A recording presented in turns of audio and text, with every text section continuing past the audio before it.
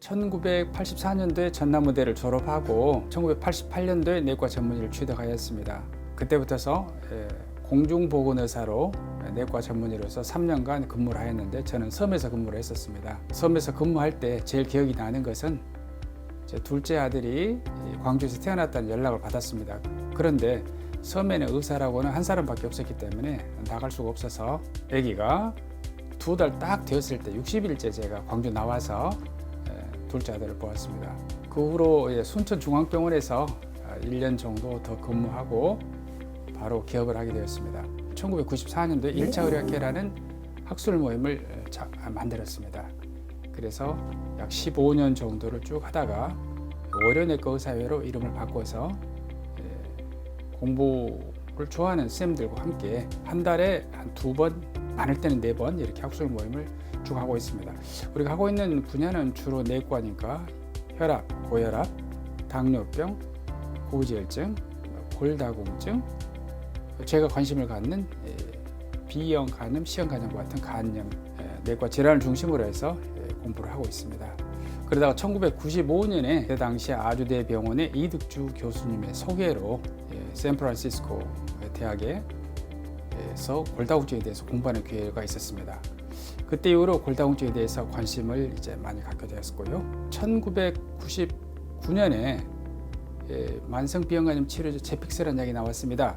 그때 서울에 있는 내안의내과 김창섭 원장님이 전국에 관심 있는 쌤들을 모아서 간사랑 네트워크라는 것을 만들었습니다. 그래서 저는 그 모임에 참석하게 되었고 그때부터서 만성 비형간염에 대한 관심을 갖게 되었습니다. B형 간염은 B형 간염 바이러스에서 간에 염증이 생기는 질환입니다. 대개의 내과 질환들이 진단이 되고 나서 그 상태 그대로 있는 건 아니죠. 계속 진행을 합니다.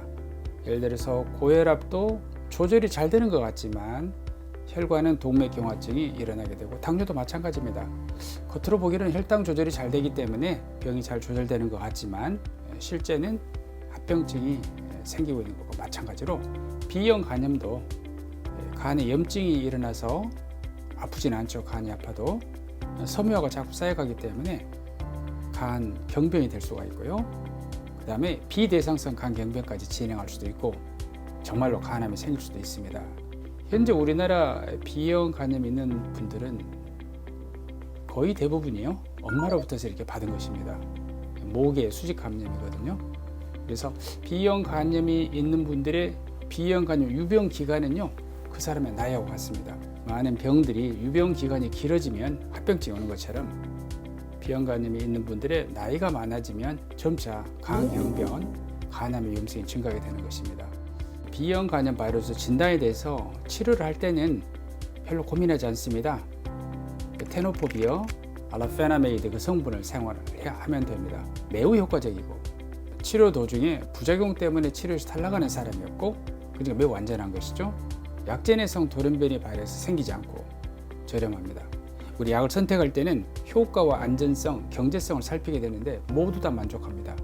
그러므로 대부분의 선생님들이 이제 바로 이 TAF라고 하는 테노포비아 알라페나마이드를 선택을 하게 될 것입니다. 약을 먹게 되면 예전처럼 복수가 차고 황달오고 식도 정맥류 출혈이 오고 이런 진행이 없습니다. 제 시기에 약이 들어간다면. 그래서 그렇게 치료하는 진행을 막을 뿐만 아니라 간암을 막음으로써 궁극적으로 B형 간염 환자분들의 삶이 좋아지고 오래 살게 됩니다. B형 간염 바이러스가 간을 손상시키는 것은 아닙니다. B형 간염 바이러스가 들어있는 간 세포를 내 것이 아니기 때문에 우리 몸에 있는 면역 세포, 특히 그 T 세포가 제거하면서 간을 공격하게 됩니다. 그러면서 간에 염증이 일어나기 때문에 간이 파괴가 되는데요. 이렇게 섬유화가 쌓여가면 몸에 간에 좋지 못한 조직이 많이 쌓이게 되는 것이죠. 거기에서 바로 간암이 생길 수가 있습니다. 그렇게 간암이 생긴 것은 간접적인 방법으로 이제 간암이 생긴 거라고 설명을 하고요. 대부분은 그렇게 설명을 해요. 그런데 직접적인 방법으로도 간암이 생기는데요. B형 간염 바이러스는 우리가 간암 발생시키는 바이러스라고 합니다. B형 간염 바이러스는 이렇듯이 우리 간 세포에서 핵소까지 들어와서 삽니다. 나의 숙주의 DNA하고 이렇게 결합을 하게 됩니다. 들어가서 삽입이 되어서 통합이 된 유전자가 돌연변이를 일으킨 거죠. 이것이 계속해서 분열 증식을 합니다. 그러니까 돌연변이를 일으킨 간세포가 계속 증식하기 때문에 여기서 암이 생길 수가 있습니다. 그래서 일반적으로는 간경변이 있는 사람이 간암이 오지만 간염 상태에서도 간암이 오는 경우가 크게는 20에서 40%를 설명을 합니다. 그러므로 이렇게 직접적, 간접적 경로를 통해서 간암이 생기는데 지금 다행히 우리가 사용하고 있는 항바이러스제들은요, 이런 약들은 다행히도 직접 경로, 간접 경로 모두를 다 차단을 합니다. 그렇기 때문에 간암 예방 효과가 크게 나타나는 것입니다. 조기 발견을 위해서 우리나라 대한간학회에서요, 간암의 제정을 해놨어요. 간암의 날은 2월 2일입니다. 2월 2일로 정한 것은 두 가지 검사를 1년에 2번 하라 그 말이거든요. 두 가지 검사는 간암 표지자가 있어요. 알파, 피토, 단백. 그것하고 초음파입니다. 이 두 가지 검사를 하게 되면은 6개월 간격으로 하게 되면은 조기에 간암을 찾을 수가 있습니다. 현재 우리나라 그 만성 B형 간염 유병자는요 150만으로 생각을 하고 있습니다. 국민건강보험공단에서 하는 그런 검진 등을 포함해서 검진을 받는 사람이 40만에서 50만입니다. 많은 사람이 B형 간염이 있어도 아직 검사를 안 받고 있는 것이죠. 특히나 이제 항바이러스까지 먹고 있는 사람은요, 이건 쉽게 통계가 나올 수 있겠잖아요. 여기는 25만 명입니다. 그래서 150만의 B형 간염이 있는 분들 중에서 약을 먹는 분은 25만 명밖에 되지 않습니다. 내가 어떻게 노력한다 하더라도 바이러스를 줄일 수가 없습니다. 검사를 하고 필요한 시기에 약이 들어가는 것이 매우 중요하고요. 현재 만성 B형 간염은 완치하는 약은 없습니다. 그렇지만 현재 나와 있는 약은 완치에 가까운 효과를 보입니다. 약을 사용하게 되면 혈액에서 B형 간염 바이러스가 없습니다. 일반적으로 다른 병 같은 완치죠. 이 약들은 B형 간염 바이러스 증식 억제제이기 때문에 약을 끊으면 다시 B형 간염 바이러스가 혈액에서 나타나게 됩니다. 그러므로 장기적으로 약을 먹어야 됩니다.